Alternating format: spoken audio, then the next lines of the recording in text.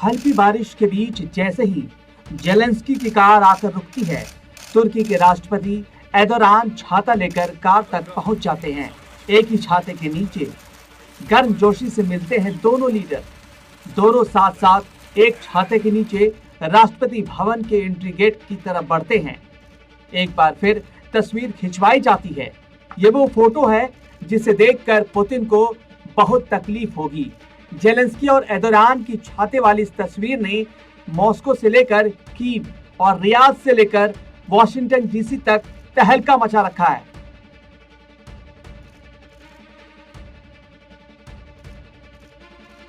जब यूक्रेन में युद्ध तेज हो रहा है, पुतिन वो खतरनाक जंग लड़ने के लिए और ज्यादा तैयार है। रूस की फौज लगातार यूक्रेन पर बम बरसा रही है और नए नए मोर्चे फतेह कर रही है।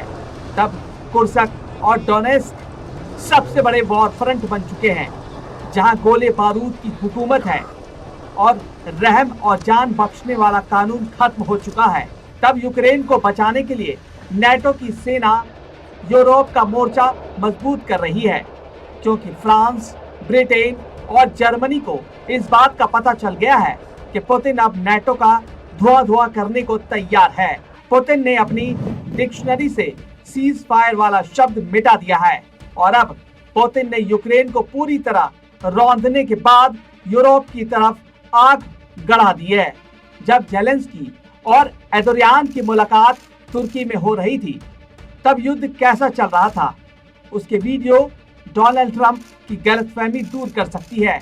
इसी दौरान रूस ने दक्षिणी पश्चिमी यूक्रेन के ओदेसा में मिसाइल अटैक किया। वहीं जेलेंस्की का काउंटर अटैक रूस के समारा में सिजरान रिफाइनरी पर हुआ, जहां यूक्रेन ने ड्रोन से खतरनाक हमले को अंजाम दिया है।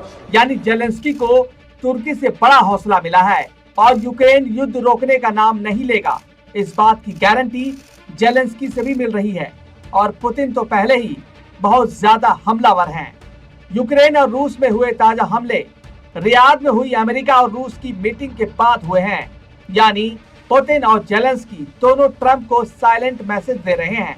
मैसेज ये, युद्ध वो अपनी शर्तों पर रोकेंगे। जब एर्दोगान और जेलेंस्की की मीटिंग हुई तो उसमें जेलेंस्की ने पूरा दर्द सामने रखा। जेलेंस्की ने बताया कि कैसे रूस की सेना ने पूरे डॉनबास को जकड़ लिया है और कैसे कुर्स्क में उनकी सेना अब पुतिन और उनके दोस्त किम जोंग उन की सेना से बहुत ही खतरनाक युद्ध लड़ रही है। इस पर तुर्की के राष्ट्रपति ने कहा कि वो यूक्रेन की संप्रभुता और अखंडता बनाए रखना चाहता है। एर्दोगान ने कहा कि यूक्रेन युद्ध का मसला तुर्की में सुलझाया जाना चाहिए। एर्दोगान से मिलने से पहले जेलेंस्की तुर्की की राजधानी अंकारा में उस जगह गए जो तुर्की के लिए काफी मायने रखती है। ये तुर्की के पहले राष्ट्रपति मुस्तफा कमाल अतातुर्क की कब्र है।